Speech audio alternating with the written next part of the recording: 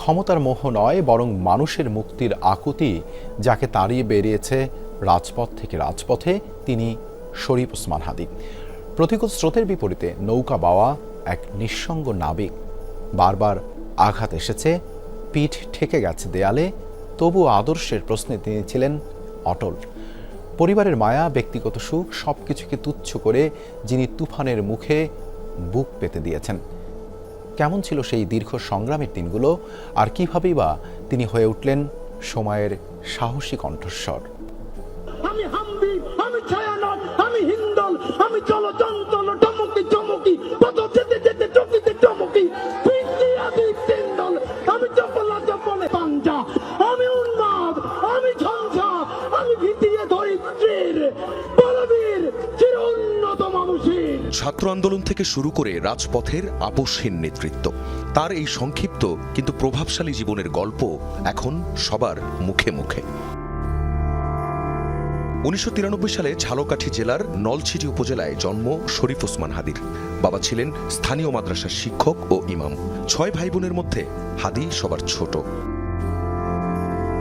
পড়াশোনার হাতেখড়ি নলছিটির একটি মাদ্রাসায়। এরপর ঝালকাঠি NS কামিল মাদ্রাসা থেকে আলিম শেষ করে ঢাকা বিশ্ববিদ্যালয়ের রাষ্ট্রবিজ্ঞান বিভাগে ভর্তি হন। সেখান থেকেই স্নাতক ও স্নাতকোত্তর। রাজনীতিতে পুরোপুরি সক্রিয় হওয়ার আগে তিনি শিক্ষকতা এবং লেখালেখির সাথে যুক্ত ছিলেন। 2024 সালের জুলাই আগস্টের ছাত্র জনতার গণঅভ্যুত্থানে অত্যন্ত সক্রিয় ভূমিকা ওসমান হাদীর। রাজধানীর রামপুরা এলাকায় আন্দোলনের সমন্বয়ক হিসেবে ছিলেন সম্মুখ সারিতে। অভ্যুত্থান পরবর্তী সময়ে বিপ্লবের চেতনা ধরে রাখা, আধিপত্যবাদ ও ফ্যাসিবাদ প্রতিরোধের লক্ষ্য নিয়ে 2024 সালের 13 আগস্ট তিনি গড়ে তোলেন ইনকিলাব মঞ্চ নামক রাজনৈতিক সাংস্কৃতিক প্ল্যাটফর্মটি। ইনসাফ ভিত্তিক রাষ্ট্র গঠনের দাবিতে সবসময় সরব ছিলেন ওসমান হাদী। ত্রয়োদশ জাতীয় সংসদ নির্বাচনে তিনি ঢাকা 8 আসন থেকে স্বতন্ত্র প্রার্থী হিসেবে প্রতিদ্বন্দ্বিতার ঘোষণা দিয়েছিলেন। তিনি ইনকিলাব মঞ্চকে কেবল একটি প্রতিবাদী দল হিসেবে নয়, বরং একটি থিঙ্ক ট্যাঙ্ক হিসেবে গড়ে তুলতে চেয়েছিলেন।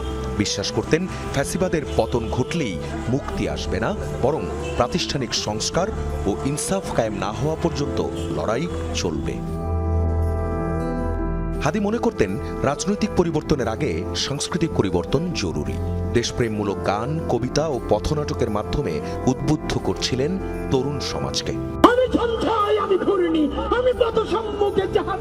5 আগস্টের পর আন্দোলনের শহীদ ও আহতদের পরিবারের পুনর্বাসন এবং বিচার নিশ্চিত করতে তিনি ইনকিলাব মার্চ ও জেলাভিত্তিক গণসংযোগ কর্মসূচি পরিচালনা করেন।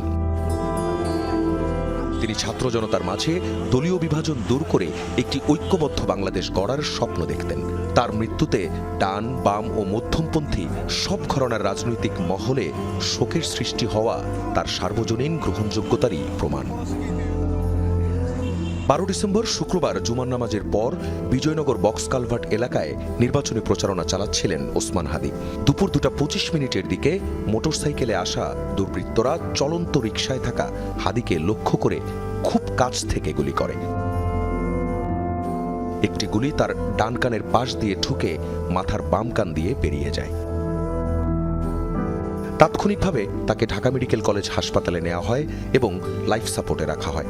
পরে উন্নত চিকিৎসার জন্য সিঙ্গাপুরে নেওয়া হলেও বাঁচানো গেল না ওসমান হাদীকে।